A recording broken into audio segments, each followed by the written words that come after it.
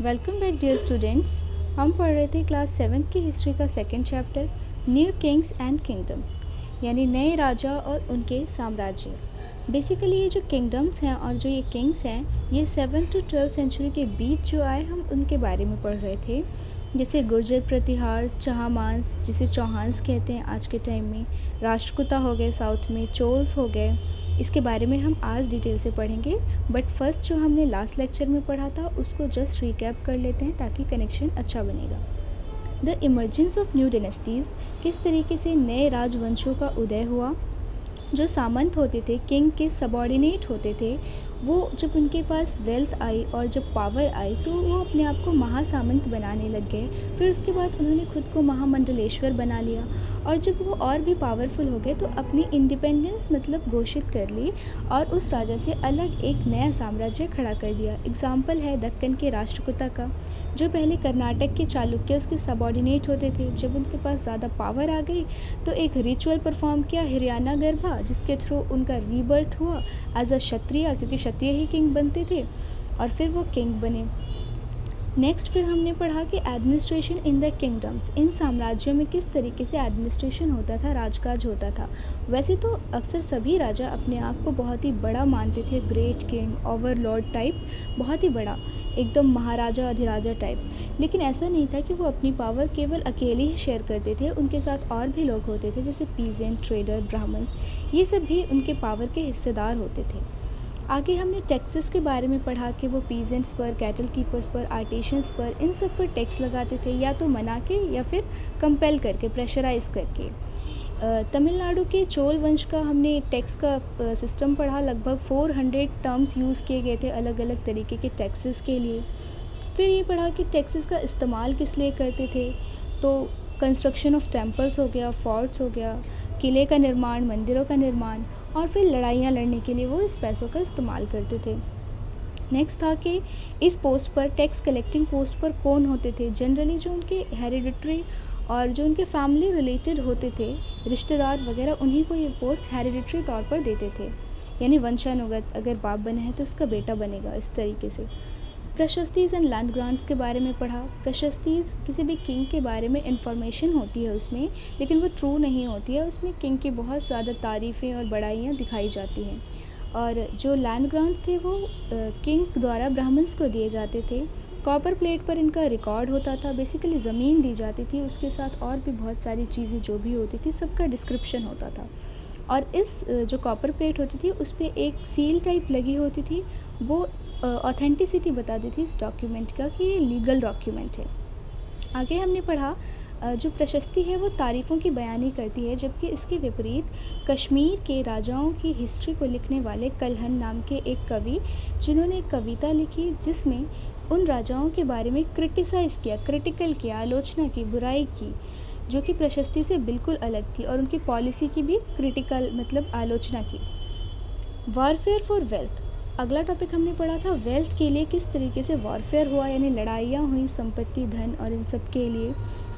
तो पहला स्ट्रगल हमने पढ़ा ट्रिपटाइट स्ट्रगल, जो कि कन्नौज को लेकर था। गंगा वैली में एक प्लेस है कन्नौज, उसको लेकर के था, जिस पर गुर्जर प्रतिहार, राष्ट्रकूटा और जो पाल डायनेस्टी थी, तीनों एक साथ लड़े। नेक्स्ट हमने पढ़ा कि रूलर्स अपनी पावर्स को दिखाने के लिए, अपनी शक्ति को दिखाने के लिए वो बड़े बड़े टेम्पल्स बनाया करते थे। तो इसलिए जब कोई दूसरा रूलर उस पर अटैक करता था अपनी पावर को दिखाने के लिए, तो वो उन्हीं टेम्पल्स को अपना टारगेट करता था, वहीं से जो माल पूंजी होता था वो लूट कर ले जाते थे, और दूसरे राजा को कमज़ोर दिखाने के लिए उसकी पावर को डिमोलिश करते थे पूरी तरीके से। ऐसा ही एक एग्जांपल सुल्तान महमूद ऑफ गज़नी अफ़गानिस्तान का है, जो लगभग इंडियन सब कॉन्टिनेंट पे हर साल रेड मारता था, छापा मारता था, और गुजरात का सोमनाथ टेम्पल की लूटपाट भी उसी के नाम है। उसके आगे हमने पढ़ा दूसरे किंग्स, जैसे चहामांस, जिसे आज हम चौहान्स कहते हैं। दिल्ली और अजमेर के बीच राज करने वाली ये डायनेस्टी थी, और इसने कोशिश की अपना स्पैन ऑफ कंट्रोल जो था उसको बढ़ाने के लिए, वेस्ट टू ईस्ट बढ़ाने के लिए, लेकिन इनका अपोजिशन हुआ चालुक्यों के द्वारा गुजरात के, और गढ़वाल्स के द्वारा उत्तर प्रदेश के। गढ़वाल उत्तराखंड का एरिया जो अभी अलग हो चुका है, पहले यूपी में ही शामिल होता था, तो इस एरिया के लोगों ने इसका विरोध किया। उसके बाद जो चौहामांस के जो बेस्ट रूलर थे, बेस्ट नोन रूलर थे, पृथ्वीराज III, उनकी लड़ाई के बारे में बताया गया मोहम्मद गौरी से। पहली लड़ाई में तो उन्होंने हरा दिया मोहम्मद गौरी को, नेक्स्ट लड़ाई में वो खुद हार गए। आज जो हम शुरू करने जा रहे हैं वो है चोल डायनेस्टी के बारे में। ए क्लोजर लुक द चोल्स, यानी चोल डायनेस्टी को हम नज़दीक से पढ़ेंगे। Chola dynasty basically south India में पड़ती थी। आज का जो तमिलनाडु का एरिया है यही एरिया होता था चोल डायनेस्टी का। 3 बहुत इंपॉर्टेंट प्लेसेस हैं इसमें, उरायूर, थंजावुर एंड गंगाईकोंडा चोलापुरम।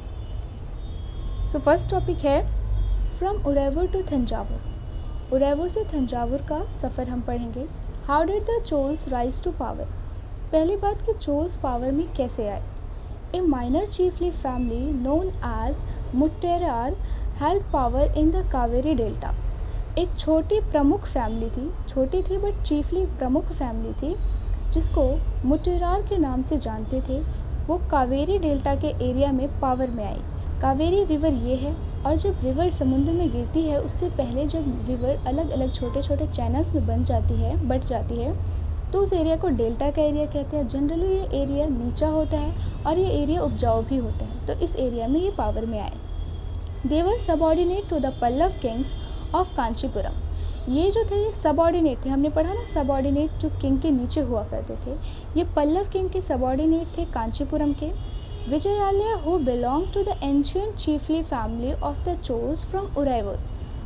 ये जो विजयालय है वो एंशियंट पुरानी चीफली फैमिली, पुरानी एक प्रमुख फैमिली चोला डायनेस्टी की थी, उससे विजयालय था जो कि उरायूर का रहने वाला था। Captured the delta from the Muttaraiyar in the middle of the 9th century। इसने मुट्रेयर से डेल्टा का जो एरिया था, कावेरी डेल्टा का एरिया था, उसे कैप्चर कर लिया 9th century के बीच में ही। He built the town of Thanjavur and a temple for goddess निशुम्भासुदिनी there। और उसने इस एरिया में थंजावुर टाउन का डेवलपमेंट किया, बनाया उसको, ये वाला एरिया ये थंजावुर टाउन है, और एक टेम्पल बनाई, मंदिर बनाई गॉडेस के लिए, गॉडेस मीन्स देवी के लिए, जिसका नाम था निशुम्भासुदिनी। The success of Vijayalaya conquered neighboring regions and the kingdom grew in size and power। जो सक्सेसर्स थे विजयालय के, यानी विजयालय के बाद आने वाले जो राजा थे, उसने अपने पड़ोसी एरिया को कंक्योर कर लिया, जीत लिया, और उसका जो साम्राज्य था वो साइज़ में भी बड़ा हो गया और पावर में भी बड़ा हो गया। जब ज़्यादा एरिया कंट्रोल में आ जाएगा किसी भी साम्राज्य के, तो साम्राज्य साइज़ में भी बड़ा होगा और पावर में भी बड़ा होगा। The Pandya and Pallava territories to the south and north were made part of this kingdom। जो साउथ में आने वाली पांड्या की टेरिटरी थी ये वाली, और नॉर्थ में आने वाली पल्लव की जो टेरिटरी थी, इसको अपने किंगडम के में शामिल कर लिया, अपने किंगडम का हिस्सा बना लिया। Rajendra first considered the most powerful Chola ruler. Rajendra first को चोल रूलर का सबसे पावरफुल, सबसे शक्तिशाली राजा माना जाता था। became king in 985 and expanded control over most of these areas। और ये 985 में राजा बना, और इसने जो अपना कंट्रोल है, फैलाव, वो ज़्यादातर इन सभी एरिया में कर लिया था। He also recognized the reorganized the administration of the empire। उसने अपने साम्राज्य के एडमिनिस्ट्रेशन को, राजकाज करने की प्रक्रिया को रीऑर्गेनाइज किया, दोबारा से नए तरीके से उसे ऑर्गेनाइज किया। राजा's sons Rajendra first continues his policies and even raided the Ganga Valley, Sri Lanka and countries of Southeast Asia, developing a navy for these expeditions। राजा का जो बेटा था राजेंद्र फर्स्ट, उसने अपने पिता की पॉलिसी को कंटिन्यू किया। जैसे उसके पिता की पॉलिसी थी बहुत ज़्यादा एरिया पे कंट्रोल करना, उसने भी इसी पॉलिसी को कंटिन्यू किया और रेड मारी, यानी छापामारी की, कंट्रोल किया, हमला किया गंगा वैली के एरिया पे, श्रीलंका के एरिया पे, और साउथ ईस्ट एशिया की जो कंट्रीज़ थी उन सब पर। उसने इसके लिए, इस अभियान के लिए, इस एक्सपेडिशन के लिए उसने अपनी नेवी डेवलप की, यानी वाटर वाली आर्मीज डेवलप की। Splendid temples and bronze sculptures. अब हम पढ़ने जा रहे हैं स्प्लेंडेड टेम्पल्स के बारे में, यानी भव्य आलीशान मंदिरों के बारे में, और कुछ ब्रॉन्ज स्कल्पचर्स के बारे में, यानी कांसे से बनी जो मूर्तियाँ होती थी देवी देवताओं की, उनके बारे में। The big temples of Thanjavur and Gangaikonda Cholapuram built by Rajaraja and Rajendra are architectural and sculpture marvels. यानी जो बड़े मंदिर हैं थंजावुर के और गंगाईकोंडा चोलापुरम के, जिसे राजराजा और उसके बेटे राजेंद्र ने बनवाया, वो एक मिसाल हैं, एक बहुत ही बड़ी मिसाल है आर्किटेक्चर और स्कल्पचर डेवलपमेंट के।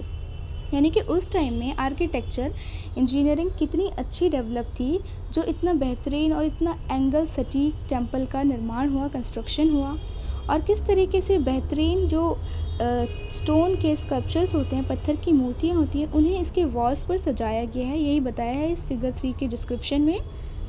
Chola empire temples often become the nuclei of settlements which grew around them।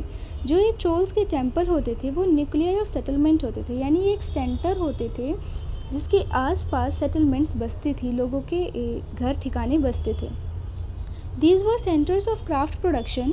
ये जो एरिया होते थे ये क्राफ्ट प्रोडक्शन के सेंटर होते थे, यानी जो क्राफ्ट कलाओं को निर्माण करने वाले लोग होते हैं, कुछ भी बनाने वाले शिल्पकार जो लोग होते हैं, वो सब इसके आसपास रहते थे, क्योंकि बेसिकली टेम्पल में इन सारी चीज़ों की ज़रूरत पड़ती है, तो वो लोग भी इसी के आसपास रहते थे। Temples were also endowed with land by rulers as well as by others. Temples को बहुत ही समृद्धि प्राप्त थी, क्योंकि इसमें बहुत सारी ज़मीनें दी गई थी। इसको या तो रूलर्स के द्वारा, राजाओं ने दी थी इसमें ज़मीन, या फिर दूसरे लोगों ने दी थी। The produce of this land went into maintaining all the specialists who worked at the temple and very often lived near it। यानी जो इस लैंड पे जो भी कुछ प्रोड्यूस होता था, जो भी कुछ प्रोडक्शन होता था, उन सभी का इस्तेमाल यहाँ पे रहने वाले लोगों और इस टेम्पल में काम करने वाले लोगों के ऊपर हो जाता था। Specialist who work at temple, यानी जो स्पेशलिस्ट या तो टेम्पल में काम करते थे या फिर उसके आसपास रहते थे, जैसे कि प्राइस्ट्स हो गए, पुजारी हो गए, गार्लैंड मेकर्स, फूलों की माला बनाने वाले, कुक्स हो गए, स्वीपर्स हो गए, म्यूजिशियंस एंड डांसर्स हो गए। ये सब जो आसपास रहते थे, इन्हीं की लाइफ को मेंटेन करने में यहाँ के जो रिसोर्स होते थे, यहाँ का जो प्रोडक्शन होता था, खर्च होता था वो। In other words, temples were not only places of worship, they were the hub of economic, social and cultural life as well।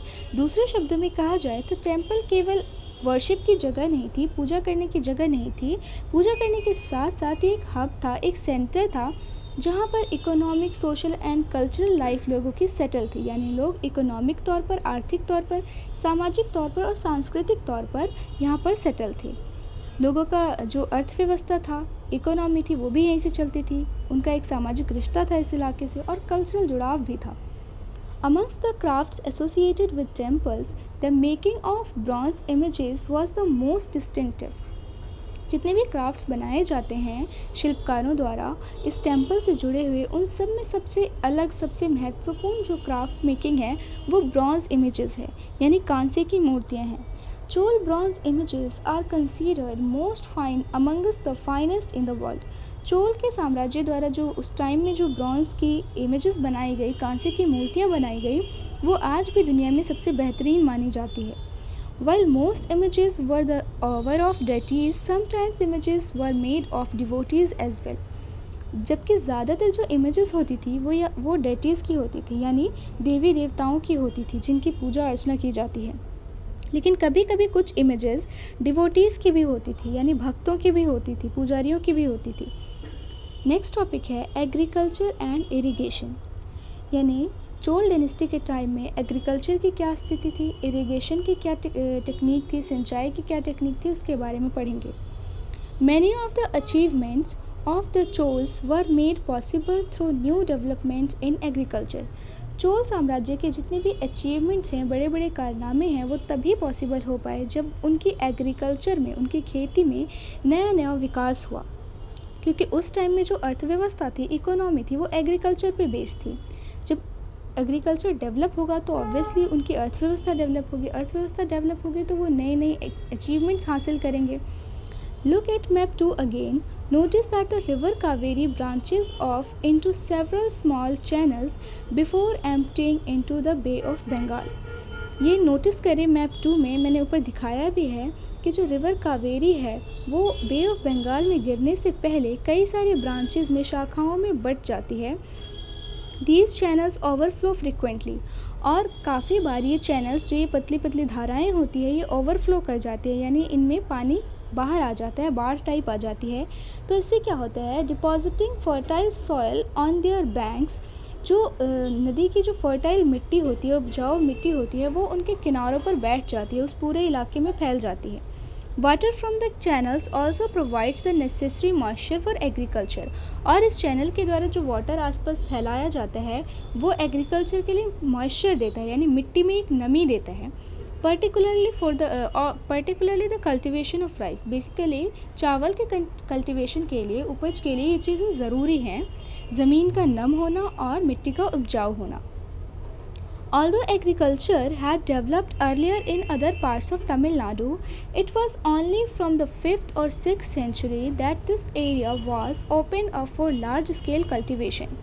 वास्तविकता ये है कि एग्रीकल्चर काफ़ी डेवलप हो गई थी तमिलनाडु में, तमिलनाडु के अदर पार्ट में काफ़ी पहले से ही, लेकिन इसका जो अच्छा खासा डेवलपमेंट हुआ, बहुत बड़े पैमाने पे डेवलपमेंट हुआ 5th-6th सेंचुरी के बाद ही हुआ। Forest had to be cleared in some regions, जब एग्रीकल्चर ज़्यादा डेवलप होगा, ज़मीन की डिमांड बढ़ेगी, तो जो जंगल के एरियाज़ होंगे, फॉरेस्ट एरियाज़ होंगे, उनको साफ़ किया जाएगा, जंगल ख़त्म किए जाएंगे और वहाँ पे खेती की जाएगी। तो इसी तरीके से यहाँ भी फॉरेस्ट को क्लियर किया गया, साफ़ किया गया इस इलाके में, और फिर एग्रीकल्चर की गई। Land had to be levelled in other areas, और कुछ दूसरे एरियाज़ में ज़मीन को लेवल किया गया, बराबर किया गया एग्रीकल्चर करने के लिए। In the delta region embankments had to be built to prevent flooding, जो ये डेल्टा का इलाका था इसमें एम्बैंकमेंट्स बनाए गए, थोड़ी ऊंची मेड़ें बनाई गई, जिससे जो फ्लड का जो पानी था वो इधर उधर बह कर के बर्बाद ना हो, वो इकट्ठा हो। और फिर चैनल्स बनाए गए, चैनल्स कंस्ट्रक्ट किए गए, जिसके थ्रू कैनाल्स कंस्ट्रक्ट किए गए, यानी नहरें बनाई गई, जिसके थ्रू वाटर्स फील्ड तक पहुंचाया गया, यानी खेतों तक पानी पहुंचाया गया। In many areas 2 crops were grown in a year, बहुत सारे एरियाज में 2 फसलें उगाई जाती थी एक साल में। In many cases it was necessary to water crops artificially, बहुत सारे केसेस में ऐसा होता था कि क्रॉप्स को आर्टिफिशियल तरीके से पानी दिया जाता था। नेचुरल तरीका क्रॉप में वाटर करने का ये है कि रेन वाटर से क्रॉप की इरिगेशन हो, लेकिन हर टाइम तो रेन्स होती नहीं है, और जब क्रॉप बड़े पैमाने पर हो रही हो तो उसे और भी पानी की ज़रूरत पड़ती है। तो इसके लिए ज़रूरी है कि कुछ मैन मेड टेक्निक के थ्रू नदियों से, कैनाल्स से पानी को फील्ड तक पहुंचाया जाए। A variety of methods were used for irrigation, so irrigation के लिए बहुत सारे तरीक़ों का इस्तेमाल किया गया। इन सम एरियाज़ वेल्स वर डग, कुछ इलाकों में कुएँ खोदे गए, कुछ दूसरे इलाकों में बड़े बड़े टैंक्स कंस्ट्रक्ट किए गए, बनाए गए, जिससे कि रेन वाटर को कलेक्ट किया जा सके रेनी सीजन में और बाद में फिर उनका इस्तेमाल किया जा सके। Remember that irrigation works require planning, ये ध्यान देने की बात है कि जो इरिगेशन वर्क है, सिंचाई का काम है, इसके लिए प्लानिंग की ज़रूरत होती है। ऑब्वियस बात है, कुछ भी हम करते हैं तो विदाउट प्लानिंग हमारा कोई भी मिशन सक्सेस नहीं होता है। इरिगेशन जैसा एक हेक्टिक और एक बड़ा टास्क, उसके लिए प्लानिंग ना करना एक सही बात नहीं है। Organising labour and resources, maintaining these works and deciding how water is to be shared. इस प्लानिंग में क्या होता था, ये ऑर्गेनाइज करना लेबर को और रिसोर्स को, यानी सही तरीके से कितने लेबर कहाँ लगेंगे और कितना रिसोर्स कहाँ लगेगा। मेंटेनिंग दीज वर्क्स, इन सभी काम का मेंटेनेंस, और ये डिसाइड करना कि कितना पानी कहाँ शेयर किया जाएगा, ताकि कम से कम खर्चे में ज़्यादा से ज़्यादा एरिया को सिंचित किया जा सके, सिंचाई किया जा सके। ये कॉमन मेथड है बिजनेस का। Most of the new rulers as well as people living in villages took an active interest in these activities. ज़्यादातर जो नए राजा थे और जो लिविंग पीपल्स थे विलेजेस में, गाँव में उस समय के, उन्होंने बहुत ही एक्टिव इंटरेस्ट लिया, बहुत ही ज़्यादा इंटरेस्ट लिया इन सभी कामों में। Figure 5, a 9th century sluice gate in Tamil Nadu, ये एक स्लुइस गेट की पिक्चर है तमिलनाडु के। स्लुइस गेट एक जल द्वार होता था। इसका फंक्शन क्या होता था, it regulate the outflow of water from a tank into the channels that irrigated the field. इसका फंक्शन क्या होता था, जो टैंक से जो पानी चैनल्स के थ्रू जा करके फील्ड को इरिगेट करता था, उस जाते हुए पानी के आउटफ्लो को रोकना, यानी पानी ओवरफ्लो होकर के इधर उधर फैल ना जाए, बर्बाद ना हो जाए, उसको कंट्रोल करना इसका काम होता है। A sluice gate is traditionally a wood or metal barrier which is commonly used to control water levels and flow rates in rivers and canals. Sluice gate traditional तरीके से, पारंपरिक तरीके से या तो लकड़ी के होते थे या फिर मेटल के होते थे, जो कि बैरियर की तरह काम करते थे, यानी बंधक की तरह काम करते थे, और commonly use to control water level, अक्सर इनका यूज़ होता था वाटर लेवल को कंट्रोल करने के लिए या फिर फ्लो रेट को कंट्रोल करने के लिए रिवर और कैनाल की, यानी कितना पानी फ्लो करेगा तो सही तरीके से इरिगेशन हो पाएगा without wastage of water. Next topic है the administration of the empire. So हम वीडियो को यहीं पर क्लोज करते हैं। नेक्स्ट टॉपिक हम नेक्स्ट लेक्चर में कवर करेंगे। तब तक के लिए bye bye and take care.